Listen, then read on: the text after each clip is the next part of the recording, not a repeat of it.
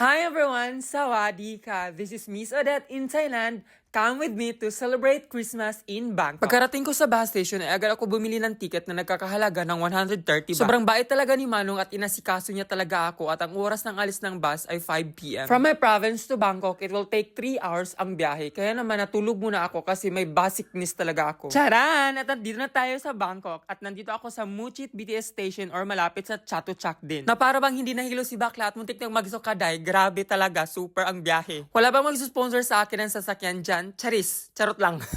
Iba talaga yung feeling pag nasa Bangkok ka na or nasa city ka kasi iba't iba yung lahi na nakikita mo. May mga Chinese, Japanese, Korean, Taiwanese, may mga puti at iba pa. At hindi man sobrang halata na sobrang excited ako dahil hindi matapos-tapos ang outfit check ko ngayon. Pagkatapos ay bumili na ako ng ticket dito sa BTS Skytrain sa Muchit papunta sa BTS Onat kung saan nandun ang hotel ng friend ko. Friend daw, ang sabi? So ngayon, hinihintay ko muna yung train papuntang BTS Onat. At yun nga, dumating yung train at sumakay agad ako dahil sobrang excited ko na makita ang half Thai at half Chinese na friend ko. Chares! สถานีต่อไปอารี Next station อารี Ang ganda ng BTS dito guys. Super. At yes, nandito na tayo sa Onat Station at nag-exit agad ako.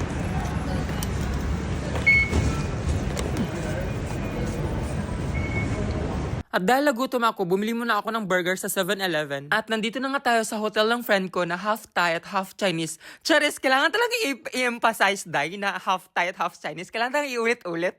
Grabe, sobra talaga ako na-amaze sa hotel ng friend ko kasi sobrang taas talaga. Tapos kitang-kita mo talaga yung view sa parang half sa Bangkok. Makikita mo talaga ang view at sobrang grabe, nakakalula siya dahil grabe. Tingnan nyo naman, oh. At sobrang sarap talaga ng hangin lang hapin dahil na fresh talaga. Na para bang hindi ka mabebembang or bebembangin ngayong gabi. Kaya ihanda mo na ang sarili bakla.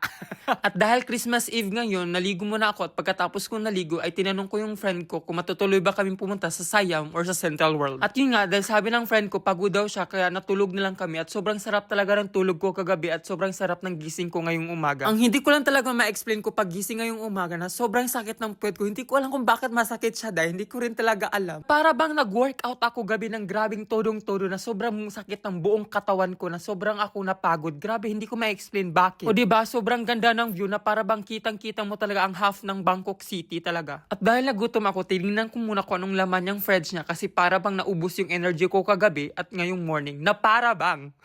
Dahil may ibang lakad ako ngayon, nag-prepare na ako sa sarili ko at nag-skin prep. Ang una ko nilagay ay yung Dermaction Serum, pagkatapos ay yung CeraVe Moisturizing Lotion at pagkatapos ay yung L'Oreal Paris Sunscreen. At syempre, pagkatapos, hindi mawawala ang pag-makeup natin dyan. Ang unang step pag nag-makeup ako ay ang Maybelline Liquid Foundation at next ang concealer. At pagkatapos, ang Maybelline Powder at ang paglagay ng eyeshadow. At pagkatapos ay naglagay na ako ng mascara at pink blush on. At syempre, ang panghuli, the last but not the least, ang paglagay ng lip tint. And I'm done with my makeup. Ganda. Gorgeous. So pretty. Just pretty. Am I pretty? Am I gorgeous? Or no? I'm not. I'm ugly, you know. I'm ugly as fuck. At syempre, hindi mawawala ang outfit check. Ang outfit natin ngayon ay hindi ko alam. Dahil kung anong dinala ko, yun yung sinuot ko, day. And if you hear this song, then go and bend your back. Go and bend your knees, baby, shake it to the max. Nasa 21st floor pala kami, tapos mali pala yung sinabi ko na 24th floor. Sorry na. Ang hotel na to ay meron palang rooftop sky bar and garden, gym room, multi-purpose room, co-kitchen room, lobby, restaurant, and lounge. Kung hindi ako nagkakamali, mayroong 25 floors or 26 floors ang hotel na to. At yun na nga, naglakad na ako papuntang BTS Onat kasi ang unang itinerary ko ay ang pumunta sa Krusapa office kasi may isasabit ako na documents. Dahil nagutom ako, nag-stop muna ako sa 7-Eleven at bumili ako ng sandwich at bread. At pagkatapos ay nag-book na ako ng motor sa Bolt application papuntang Krusapa office. Mas mabilis kasi pag nagmotor ka. At nandito na nga ako ngayon sa Krusapa office at sinabit ko na yung mga documents at pagkatapos ay pumunta ako sa Ministry of Higher Education kasi may kailangan din akong isubmit na mga documents. At pagkatapos ay dumiretso agad ako papuntang Tangerine Clinic kasi may appointment ako or schedule sa hormone level test. Ang unang step ay ang blood collection na sobrang kinakatakutan ko talaga sa lahat kasi ayaw ko talaga yung syringe ba, ayaw ko talaga ng needle, as in grabe, parang may trauma talaga ako dyan. Needle to tomorrow. It's a little bit right. Doc. Yes, Doc. Mega fish.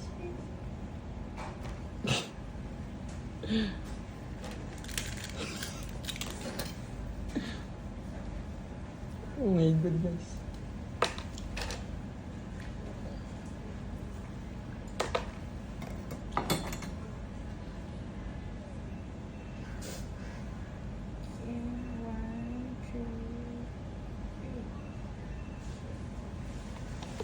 Open your hand, please.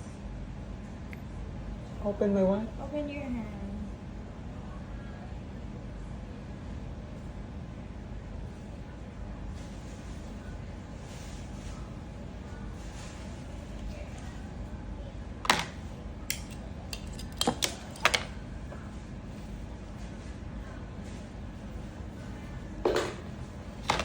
At finally, success! Natapos din. Kahit may sobrang kirot at sakit, carry lang, nalabanan pa rin ni bakla.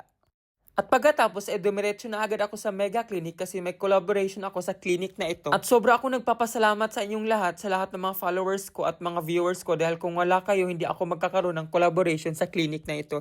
Kaya thank you so much. I love you all. Sobrang happy talaga ako ngayong araw na ito kasi parang special gift talaga siya na natanggap ko at na-receive ko ngayong Christmas. Pagkapasok ko ay binigyan nila agad ako ng free water at free snacks. At syempre, hindi tayo magpapakabog dahil titikman natin yung mga snacks nila at i-rate natin kung masarap pa or hindi. At syempre, 10 out of 10. Sobrang sarap ng snacks talaga nila. Aloy Makmak, super delicious.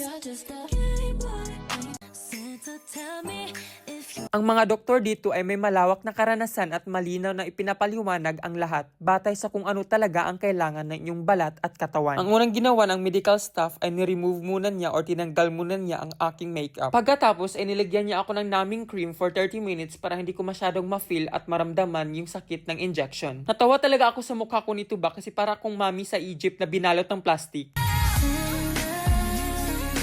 Pagkatapos ay tinanggal na ng medical staff ang plastic na niligay niya sa mukha ko at ang naming cream na niligay niya rin. At next, nilinisan na niya yung mukha ko para ihanda sa injection. At syempre, hindi mawawala ang pictorial sa before and after. Okay, I'm so sorry. Just want to kiss. Okay? Please look up. Don't smile. Okay, and look at number 1. Kung i-rate ko ang sakit, bibigyan ko ito ng 7 sa 10 dahil mababa ang tolerance ko sa sakit. Pero kayang tiisin ang sakit at malaking tulong ang pampamanhid na cream para hindi mo masyadong maramdaman at para mabawasan ang discomfort. Grabe, sobrang sakit din niya, be. As in, lalo na pag malapit sa bibig or sa mustache mo. Grabe, sobrang sakit niya talaga. As in, na para bang kinain ka or kinagat ng langgam. Na para bang mapapasabi ka na lang na ito talaga yung sinasabi lang tiis ganda. At mga giant, makikita niyo naman na lumuha talaga ako dyan. As in, sobrang sakit talaga niya. Pagkatapos ng treatment ay binigyan nila ako ng libreng cream para makatulong na mabawasan ang pamumula at pasa.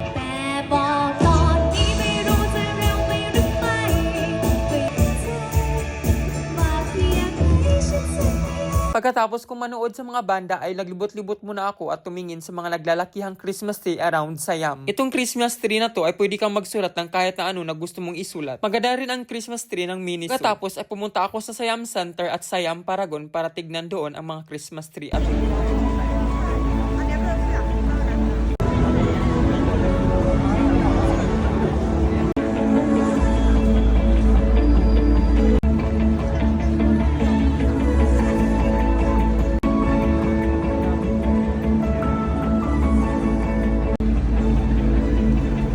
sobrang dami talagang tao ngayon kasi may iba't ibang mga foreigners talaga o iba't ibang lahi o iba't ibang country na pumupunta dito para mag-celebrate ng Christmas hanggang New Year. At syempre, ang sabi nila, mas maganda daw tignan ang Christmas tree pag gabi na kasi may mga lights. Kaya naman, hinintay ko talaga magabi para makita ang mga lights na yan.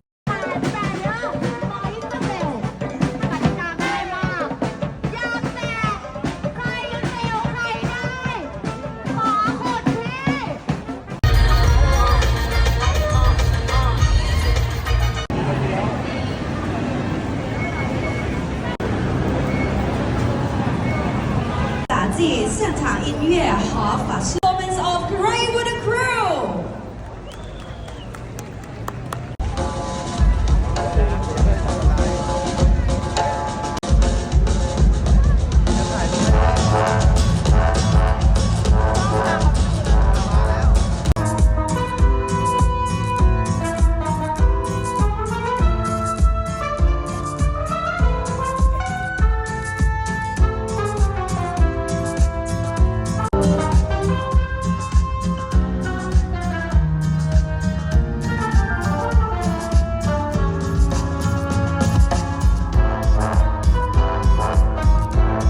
Pagkatapos ay umuwi muna ako sa hotel para magluto ng aking dinner. The view is sounding like Mamma Mia. Here we go again. Bye bye. Na na na na na na. Dahil hindi ako masyado nabusog sa dinner ko, kaya lumabas muna ako para bumili ng kung anong mga pagkain sa labas. At dito may nakita akong buko na tag 20 baht lang at para akong natakam at nag-crave ng buko, kaya bumili agad ako at kumain. Pagkatapos ay pumunta din ako sa Central World kung saan bongga rin daw yung celebration sa Central World at marami daw mga Christmas tree din.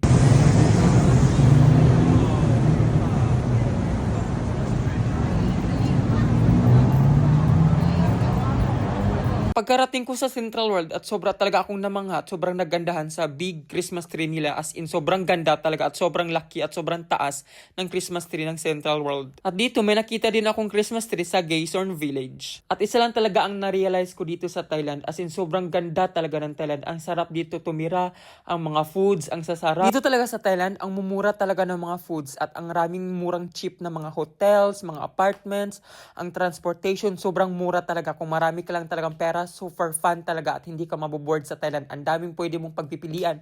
Pwede kang pumunta ng mga beach, mga bars, mga nature, ganyan, at iba pa. Grabe. Nagulat ako kasi may Hong Kong Disneyland na pala dito sa Bangkok. Yes, very helpful. ขอบคุณทุกคนที่ช่วยตลอดนะครับผม Tapos marami talagang pupunta dito sa Central World kahit mga locals or foreigners kasi pwede kang mag-pray dito kasi may mga Buddha dito like kung ano mga panalangin mo or wish mo. Thank you.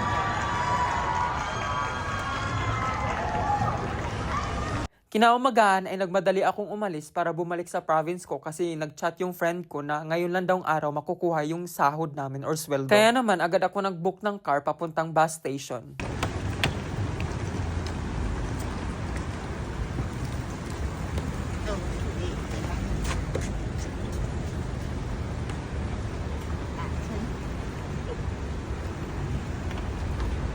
Kapun ka. Medyo urgent kasi siya kaya kailangan kong bumalik ng province namin para makuha ko yung sweldo ko. Tapos ang plano ko sana is dito magstay sa Bangkok from Christmas until New Year. Dito ako magsiselebrate ng New Year. At today, December 26 Friday, kailangan ko mamadali para makuha ko yung check-in na sweldo kasi January 5 pa ang balik namin. At dahil nagutom ako, bumili muna ako ng breakfast sa 7-Eleven. Ang breakfast natin for today ay Maggi, chocolate milk, tapos pork, tapos fried rice.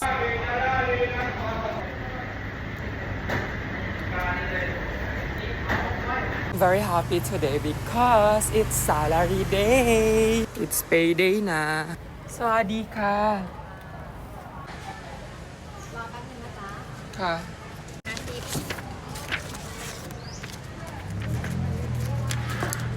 Ito talaga yun ang kapapagpawala sa akin. Pagod ko ba sa isang buwan na pagtatrabaho.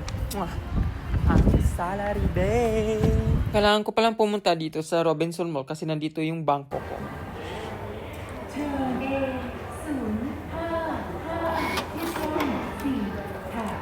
Masyadong tao ngayon. Number A055 paday. Pagkatapos ay pina-change oil ko na din yung motor ko kasi every 2 months nagpapa-change oil ako sa motor ko. Pagkatapos ay pumunta ako sa Watsons para bumili ng mga skincare at beauty products. At syempre, hindi mawawala ang ating pag-jogging exercise. Thank you for watching. Merry Christmas everyone!